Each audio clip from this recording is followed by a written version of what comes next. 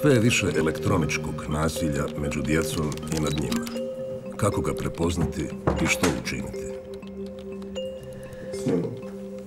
Evo, mi smo krenuli snimati, vi možete polako početi. Dajte si vremena. Evo, izvolite. Dakle, zbog svoje kćeri, ali i zbog druge djece, odlučila sam javno ispričati svim roditeljima što se dogodilo s mojim kćerkom. Kao roditelj osjećam da sam podbacila i imam grižnju savjesti. I krivnju. Jer nisam na vrijeme primijetila što se događa. Klasična priča, previše posla, premalo kod kuće, prezauzeta. Ali sad kad pogledam unazad, doista mogu reći da se moja Tina promijenila. Ona ima 13,5 godina.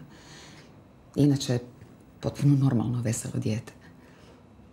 Ali je postala nekako čudna. Užasno puno vremena je u sobi za tim kompjuterom i zapravo je postala distancirana. Kad sam shvatila što se događa, već je naravno bilo prekasno. A kako je to sve počelo? A počelo je s tim online razgovorima, sa online prijateljima. Tina je dala tim online prijateljima svoje informacije, svoje osobne podatke, pristup svojim fotografijama. Zapravo se radilo o odraslim ljudima. Nisu bili vršnjaci. Su bili odrasli ljudi koji su je očito poznavali od prije.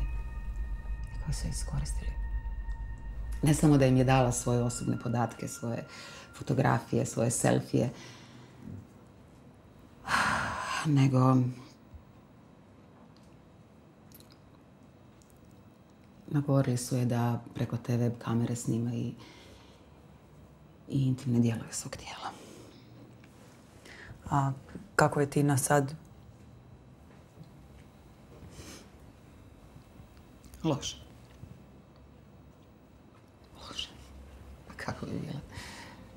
Sva ta djeca u školi, ti njezini prijatelji. Ismijavaju ju, izbjegavaju. Sve se to vrlo brzo našlo na tim njihovim društvenim mrežama, na internetu. Svi se znaju razumijeti. Jedina mi je satisfakcija to što ih je policija otkrila. Radi se o slučaju elektroničkog nasilja pod nazivom grooming. Odnosno, to je proces tijekom kojeg se djecu mami i s njima manipulira nastojeći izgraditi odnos nakon kojeg slijedi seksualno zlostavljanje.